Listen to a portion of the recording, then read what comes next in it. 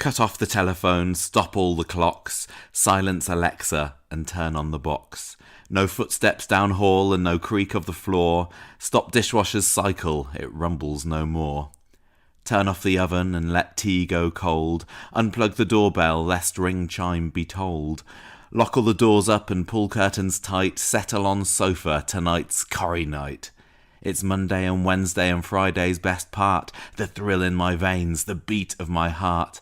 My evening and morning, my thoughts and my chatters. 'Cause when Corrie's on, nowt else in the world matters. Turn every light off and put out the cat. Hush every voice, put an end to all chat. For when cobbles call, every sound must be stilled. For only in Corrie my heart is fulfilled. Once upon a cobbled evening, tired, sighing, screen a-gleaming, thinking of the latest Corrie sitting there with brew and crumb. As I sat there nearly napping, suddenly there came a rapping. 'Twas the sound of some brisk tapping, tapping like a steady drum. Happened just a bird, I muttered, settling in from where it's come, tapping with a gentle thrum. But the flapping grew much louder, like the bird was getting prouder, till I knew this brazen fowl had ample gumption and then some. Curious, I raised the curtain, though I wasn't wholly certain what this bird so bold was blurting, parked on sill on feathered bum. A silver pigeon perched there surely, nodding head to theme tunes hum. Quoth the pigeon, "E by gum." "Pigeon," said I, "bird so striking, northern nestling, Corrie liking, from the cobble's gritty pathways to my window here you've come. Tell me, bird, of tales you bring, secrets Corrie folk may sing, of affairs or tempers flared, all brewing strong like Newton's rum."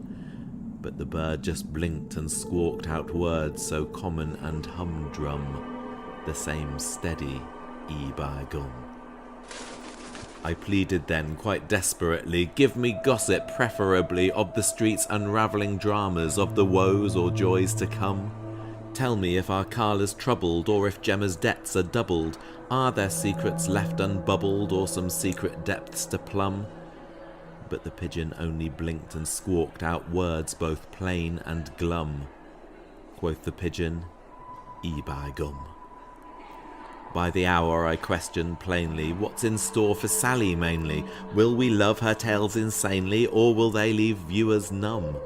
What of Jenny, pub on corner of the street? Will someone warn her? Warn her that her lodger Kit has got no honour, he's just scum. And the pigeon held its silence, sitting there and keeping mum. Quoth he merely, "E by gum."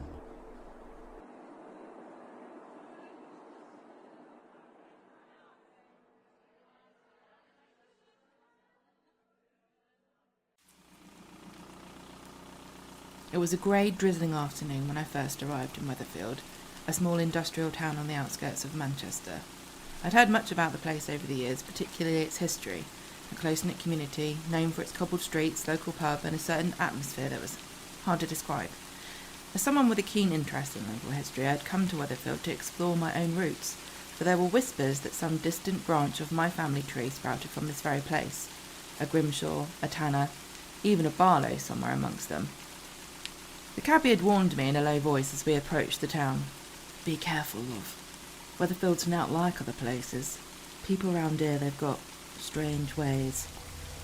I dismissed him with a laugh, thinking it was just the usual northern banter, but as we turned the corner and I first set my eyes on the famous cobbles of Coronation Street, a chill crept up my spine. I checked into the B&B at the pub, where I was met by a beautiful young brunette with a scar and a sneer. When she smiled, it was brittle and dismissive. As she helped me to my room, she muttered something under her breath about keeping inside after dark, which I took to be the typical concerns of one woman to another. The first few days were uneventful, with my time spent at the local cafe, Roy's Rolls.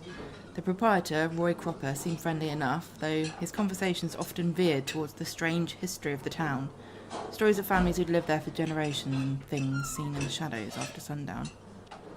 "You'll notice some of the folks round here don't quite act, well, normal," Roy mentioned one morning as I sipped my tea. "Been that way for years. Changes in them, slow at first. Hard to see unless you know what to look for. A blonde woman in the corner sucked air into her lungs, rasping as she did so as if choking on some whiff of smoke. She looked up at me and said, "That doesn't begin to cover it. The people here, they have secrets. They whisper to each other. They have a loyalty that is deeper than blood." She looked shocked at herself and shook her head as if to rouse herself from a trance.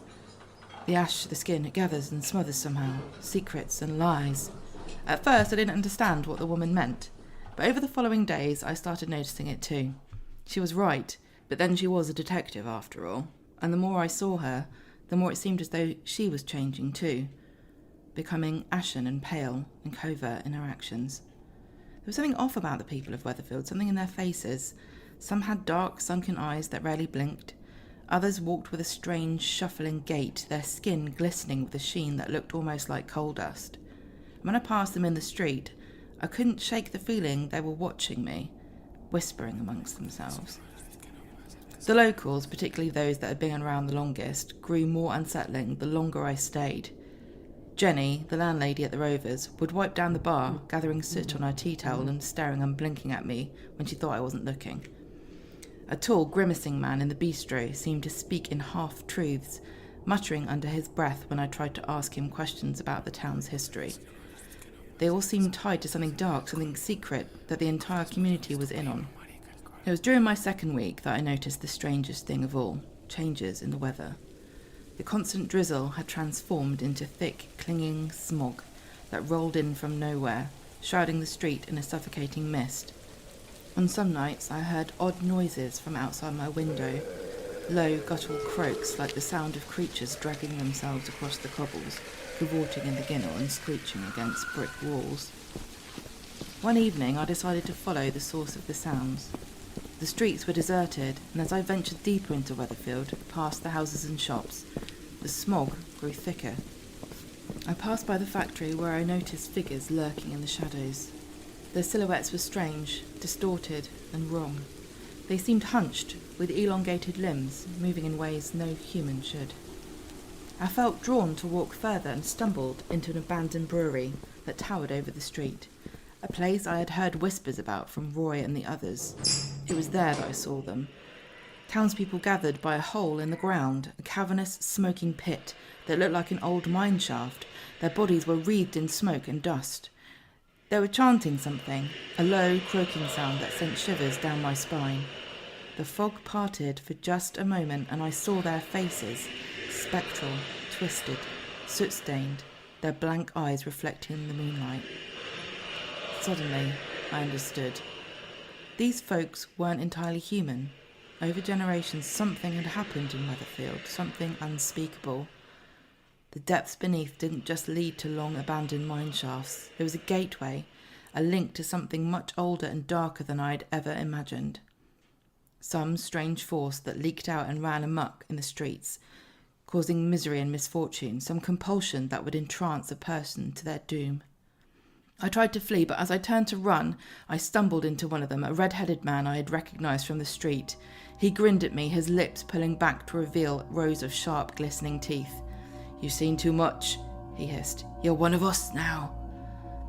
A woman with a blonde bob and a smirk tried to grab my arm as I backed away. "You're one of us," she said again. "You won't even realise what you're doing until it's too late.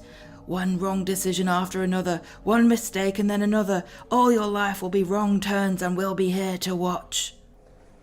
I don't know how I escaped that night, but I fled back to the pub and I packed my things in a hurry. The next morning I was on the first tram out of Weatherfield. As it pulled away, I looked back at the town one last time. The fog had lifted and everything seemed normal once again, but I knew the truth. Weatherfield was no ordinary place. Beneath its charming cobbled streets, something ancient and terrible stirred, a dark secret the townspeople had embraced long ago. And though I had left, I knew I'd never truly escape its shadow, because the blood that ran through my veins was theirs.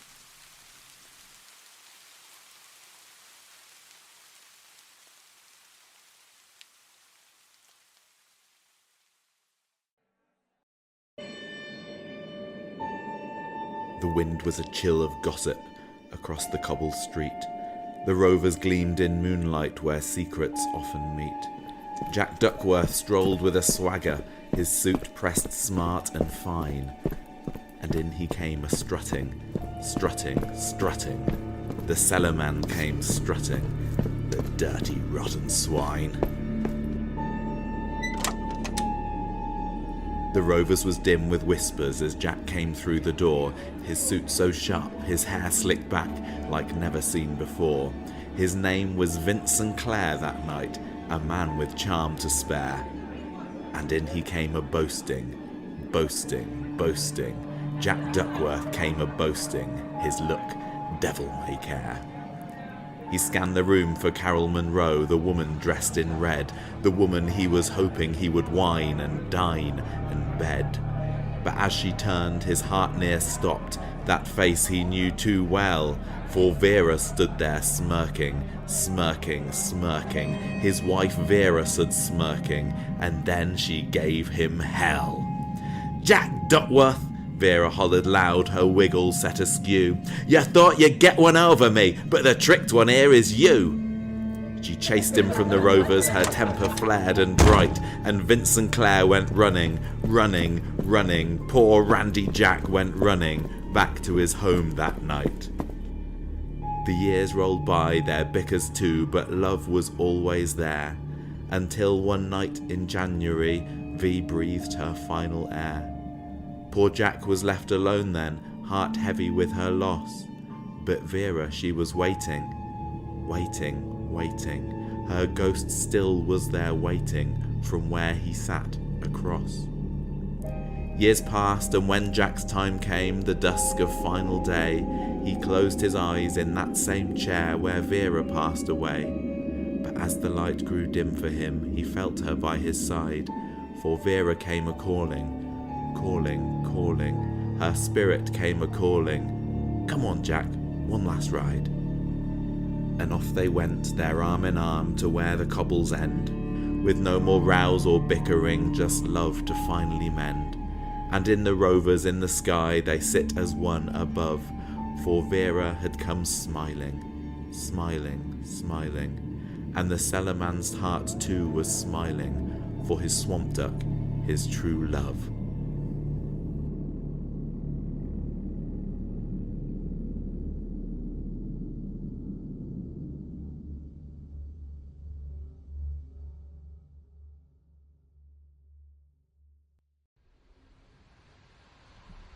It was a chilly morning on Coronation Street, with a thin mist clinging to the cobbles. The air smelled of brewing tea from Roy's rolls and the faint scent of petrol from Kevin's garage. But today was different. There was a buzz in the air, an undercurrent of tension that no one dared speak aloud. Today was raffle day. The annual Coronation Street raffle had been a tradition for as long as anyone could remember. A community event, it brought all the residents together, from the Platts to the Barlows, the Websters to the Allahans. Everyone participated, no exceptions. The rules were simple. Each household contributed a ticket, and at the end of the day, one name would be drawn from the jar. That name would face their fate. No one really questioned the raffle anymore. It was tradition. There were whispers, of course, late at night when people gathered over a pint at the Rovers or exchanged hurried words in the quiet corners of Roy's cafe, but no one openly challenged it. Every year, someone would win the raffle and everyone else would breathe a sigh of relief. The morning sun began to rise higher, casting long shadows over the street, and soon the residents started to gather in front of the community centre. Dee Dee was there adjusting her scarf against the cold. Audrey and Gail stood together talking in low voices, while David hovered nearby, his face set in its usual cynical frown. Eileen arrived with Todd and Billy, their eyes scanning the crowd as if looking for some unspoken reassurance. At the centre of it all stood Ken Barlow. As the oldest and most respected resident, Ken had the honour and the burden of running the raffle each year. He held the jar in his hands, filled with small folded slips of paper, each with the name carefully written on it. His face was calm, but his hands trembled slightly. He knew, just as everyone else did, that tradition carried weight, an unbearable, suffocating weight. "All right, everyone," Ken called out, his voice steady despite the tension in the air. "It's time!" The crowd hushed. People shifted nervously on their feet. The jar glistened in the weak sunlight as Ken held it high for all to see. "One by one," Ken continued, "you'll all come up and add your tickets, then we'll draw." One by one they approached. Tyrone dropped in his ticket, his face grim. Dev did the same, followed by Sally and Tim, their hands intertwined as if bracing for what might come. The jar filled slowly, each name a tiny slip of fate waiting to be plucked. Finally, the last ticket was placed in the jar. Ken swirled the slips around, the sound of the paper rustling eerily loud in the silence. He reached in slowly, his fingers brushing against the folded corners before grasping one and pulling it out. He unfolded the paper. The crowd seemed to lean in, collectively holding its breath. For a moment, everything was still. And then Ken read the name. Mary Taylor. A ripple of shock moved through the crowd. Mary had been standing near the back, gasped, her face turning pale. She staggered slightly, as though the very ground beneath her feet had shifted. No, she whispered, shaking her head, her usual chatter silenced in an instant. Not me. But rules were the rules. Tradition was tradition. Ken lowered his gaze, unable to meet her eyes. The crowd parted as Roy stepped forward, his expression unreadable. He had been one of Mary's closest friends, her constant companion, but now even he couldn't save her. You know the rules, Mary, Ken said softly, his voice steady but cold. It's just your turn. Tears welled up in her eyes, but she knew better than to protest. They had all seen it happen before. Someone had to win the raffle. Someone always did. As the sun set later that evening, Coronation Street was quieter than usual. The mist had returned, thick and oppressive, clinging to the windows of the Rovers, the cafe, the corner shop. The street was still, except for one house, where the blinds were drawn and the lights had been dimmed. And somewhere, in the darkness, Mary's fate was sealed. No one would speak of the raffle again until next year, when the jar would be brought out, the names written down, and the cycle would begin anew. Tradition held Coronation Street in its grasp, and no one, no matter how much they feared it, could break free.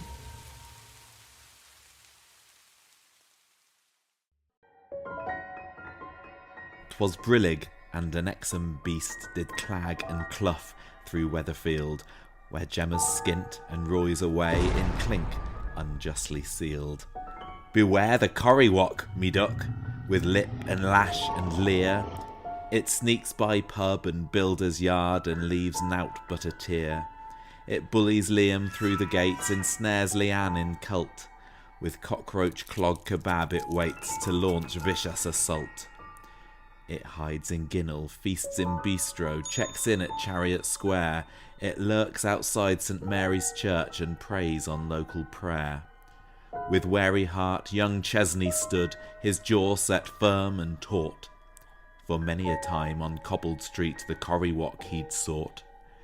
And with a yelp it did appear, all shadow, sneer and scorn. It bore the weight of each long year the street's worn souls had borne. Ches raised his chip fork fierce and brave and shouted, "Do one, mate!" And as it skriked back to its cave, Ches cried, that were great!" That night 'twas snug in Rover's light as laughter filled the pub. For once no tears, just laughs and beers and Jenny's homemade grub. Beware the Corrie, me lass, one day it shall return, for 'twixt the streets of Weatherfield the flames of doom still burn. I had spent many nights at the Rover's return, but this one was different. That night it happened, the thing that would drive me to madness. But first, you must understand, I was not mad then, no. I was perfectly sane, calm, collected. And it was that very calmness, that precision, which led me to the deed. I had no ill feelings towards Steve MacDonald, none at all. He and his mum were the owners of the Rovers. He was a simple man, if not a bit daft, and he'd always treated me well enough. But it was the pint he served me every night, that gnawed at my soul like the ticking of a hidden clock.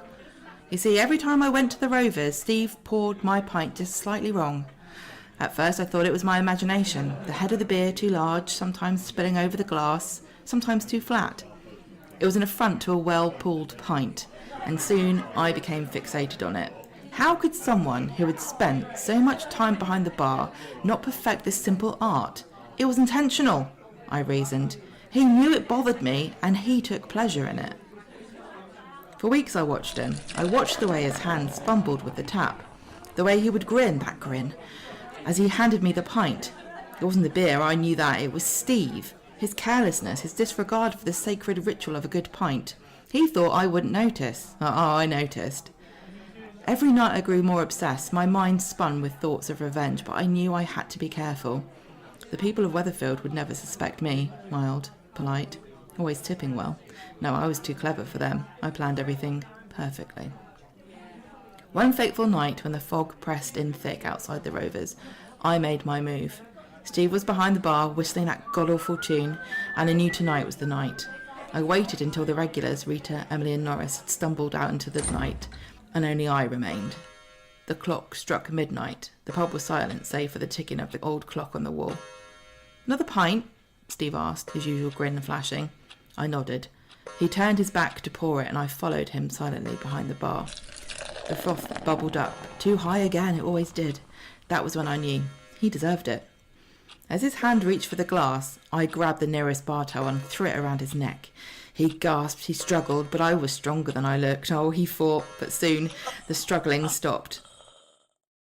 I dragged his limp body into the cellar, the cold darkness swallowing him whole.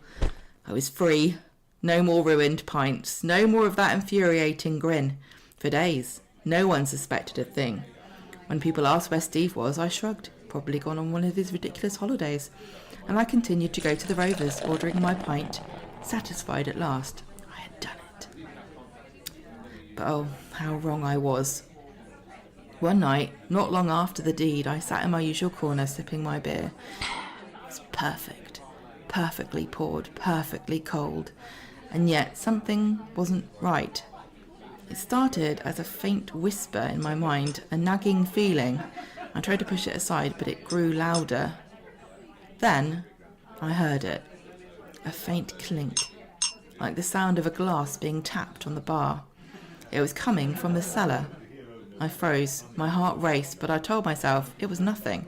It's just your imagination. Clink, clink. The sound wouldn't stop. Louder and louder it grew until it filled the pub, echoing in my ears. I couldn't bear it. I leapt to my seat, knocking the pint from the table. Clink, clink, clink. It was as if Steve was there, under the floorboards, tapping his pint glass, reminding me of what I'd done. I stumbled towards the cellar door.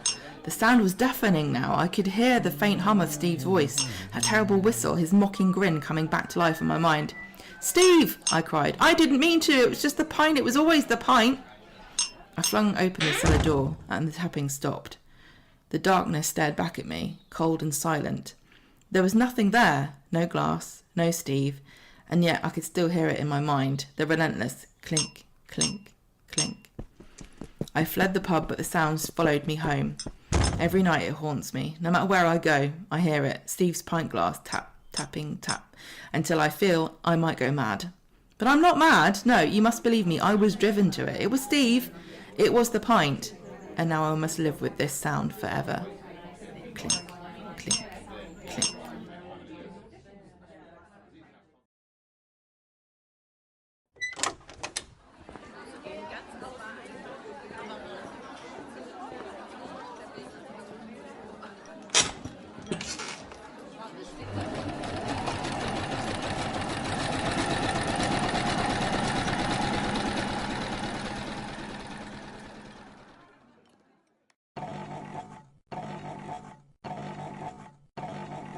This is the gossip that hums in the factory. Rumours and secrets are cruel and detractory. Whispers and scandals are passed in a blur, shared with a nod and a smirk and a purr. Past spools on fabric, past needles and thread. Words spun like silk, sordid tales quickly spread.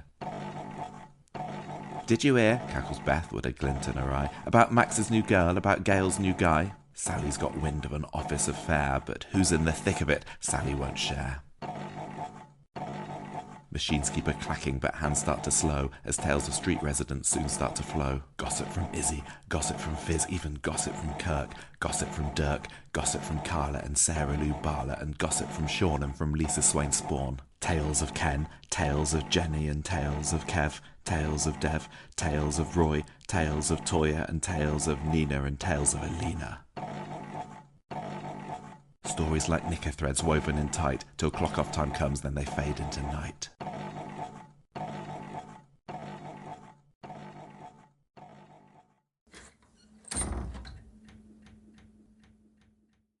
And tomorrow the factory will open again. The workers arrive, machines start to clatter. Whose name shall be next on those seamstresses' tongues? Whose lives will be unpicked like poorly stitched thread? And which poor souls will suffer the ultimate fate in Weatherfield, the curse of being forgotten?